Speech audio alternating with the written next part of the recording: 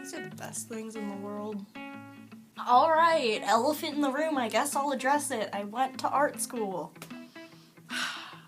No, I make a lot of jokes about hating my first year at school, but it was actually, I learned a lot more about myself and the people who I want to keep in my life my first year of college. The people that I met at school were great, some of the best friends that I'll ever have in my life, so I would like to dedicate this video to them. Trap fam especially, you know who you are. Yes, this video is for anyone who I met and who I fucked with my first year. If my family watches this, they're not gonna know what fucked with means. Just plain and simple, this is for the homies. But people say, like, pour one out for the homies if they're dead. Ugh, I can't win here. So, Riley, if you dropped out of school, what are you doing with your life now then? Living in a cornfield and working a minimum wage job. Now on to the things I learned in art school. Number 1, I fucking hate yoga. Like, I got my 2 credits in PE in high school. I did not sign up for this shit in college. And I get how some people find it relaxing, and some days it is. You know, I learned some good stretches. This is the only one I like. So, my strategy for the classes that made you do yoga was find people in the classroom who also hated yoga and do the yoga by them. So we can both just half-ass and like look at each other, look out for each other. Shout out to my girl Maddie, Theater Foundations. Whew, that was awful. But I'm glad that we suffered together. Okay, number 2. Freshman 15 is very much a thing, and I don't think that's just an art school thing, that's probably a general college thing, but my lord. The only things to do in college are eat and cry anyways, so...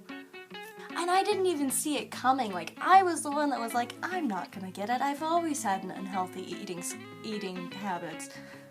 Ooh. Number 3, dress codes barely exist, like...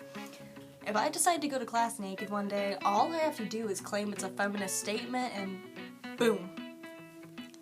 Number 4, everybody smokes weed. And it's not as scary as it seems, seemed. I can't be the only one who as a kid thought people who smoked weed were like prisoners that just escaped jail and throw you in the back of their car and are like, do drugs, kids. Really, stoners are just like your roommate who's coming home sobbing, smoking a bowl on the floor because she's trying to deal with stress and relationships and work, and trust me, she needs the bowl. Number 5, this is kind of a serious one, and I like that it's serious, and it's mental health is a valid excuse for anything. And I realized over there it's just kind of, I say over there as in my time at art school.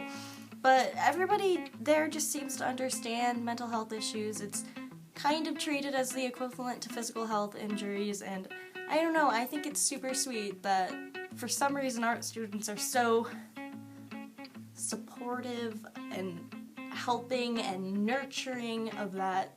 And while we may not have Greek life, so I did get to swerve the whole frat guy part of my college experience, but we do have something worse than frat guys. Sad boys. Sad boys that want to write you songs in their stupid vans and their rolled up jeans like this. My major was theater, and going there I thought, well, there's not a difference between musical theater and theater. I never thought there would be, until I had a conversation with my roommate who was a musical theater major, and she told me to look out for the distinct differences in theater and musical theater majors, and boy, did I find them. This is no shade at all, because I was a theater major myself, so I can't even talk shit about the theater community or musical theater community, but oh my god! If I'm trying to take a test and you start singing, I'm not entertained, I just want to stab you with my pencil.